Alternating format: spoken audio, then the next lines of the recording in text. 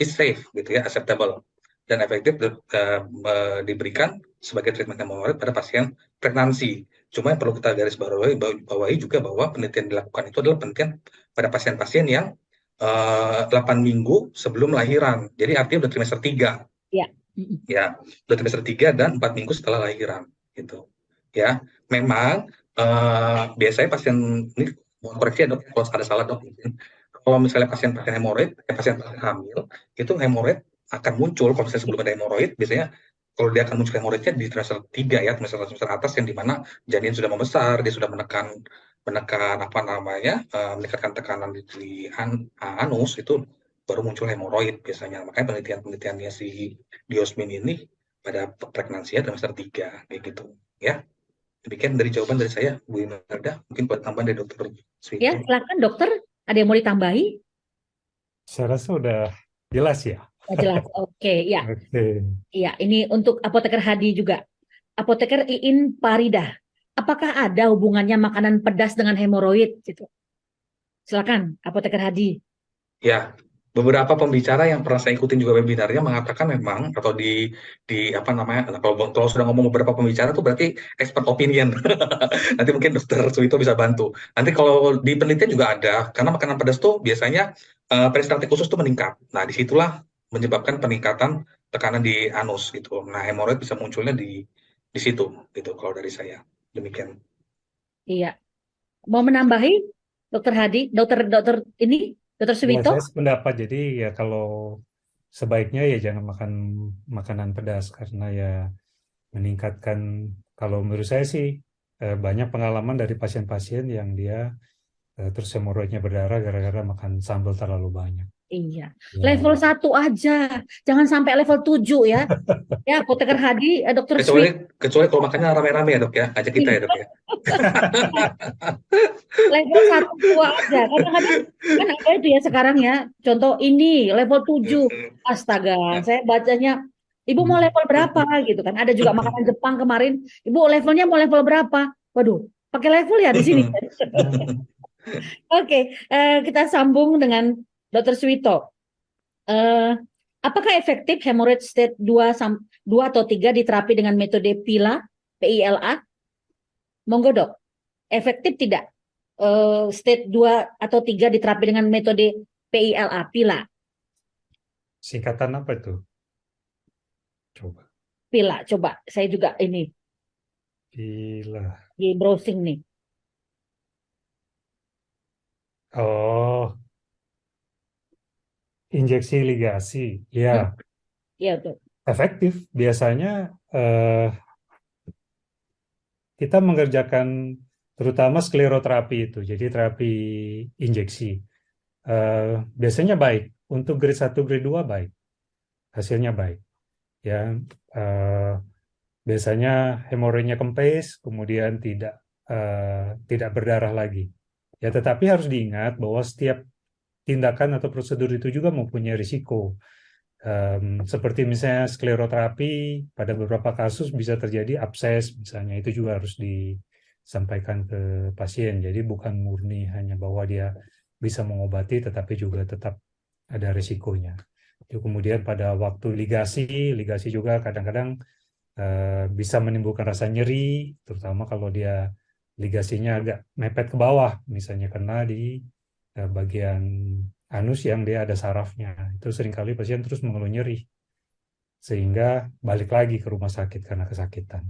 Ya, jadi itu harus dipertimbangkan. Kalau semua itu aman, efektif. Dari 1 grade 2 pakai itu. Jadi efektif ya dok ya? Ya. Ya, saya siapkan sampai 2 pertanyaan lagi ya apoteker Hadi ya. Oke, apoteker Ya, Oktaviani Herdiana. Izin bertanya, apakah ada kelompok pasien yang KI kontraindikasi dengan penggunaan ardium? Adakah efek samping dari penggunaan ardium yang perlu diperhatikan? Ya, silakan dokter. Ada kontraindikasi enggak? Dok ini Pak Hadi dulu atau saya? dokter dulu. Jadi kalau menurut hemat saya bahwa semua obat-obatan itu harus berikan, kita gunakan dengan hati-hati.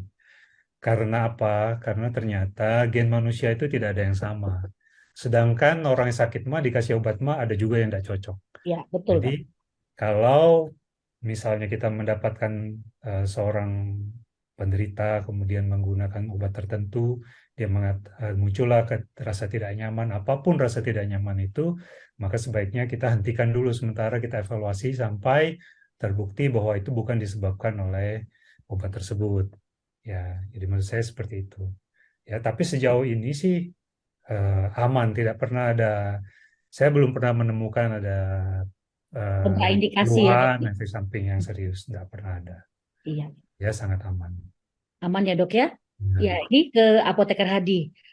Ini rame nih pertanyaannya. Waktu kita masih cukup sampai 15 sampai 16 16:20. Oke. Ini Apoteker Irnawati. Apakah keluarnya anus waktu BAB bisa disebabkan obat yang diminum yang bisa menyebabkan hemoroid tetapi tidak berdarah? Jadi maksudnya ada pasien BAB, nah dia BAB dia minum obat jadi hemoroid gitu, tapi tidak berdarah. Agak ini juga ya. Ini monggo nih, silakan Pak Hadi nih. Oke, kita coba luruskan ya. Kalau misalnya kita ngomong masalah hemoroid, drug induced konstipasi itu bisa menyebabkan hemoroid. Ya, betul. Drug induced konstipasi itu ada gitu. Jadi ya kalau misalnya minum obat dia jadi konstipasi kemudian dia harus mengejan dan akhirnya hemoroid, ya sangat mungkin terjadi.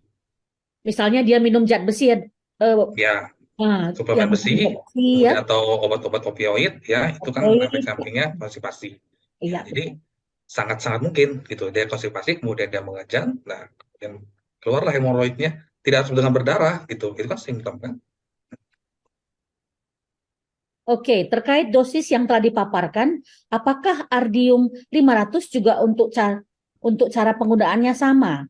Pasti beda ya. Nih tadi sudah dijawab berkali-kali 500 boleh Apoteker Hadi ditegaskan kembali 500 sama 1000-nya.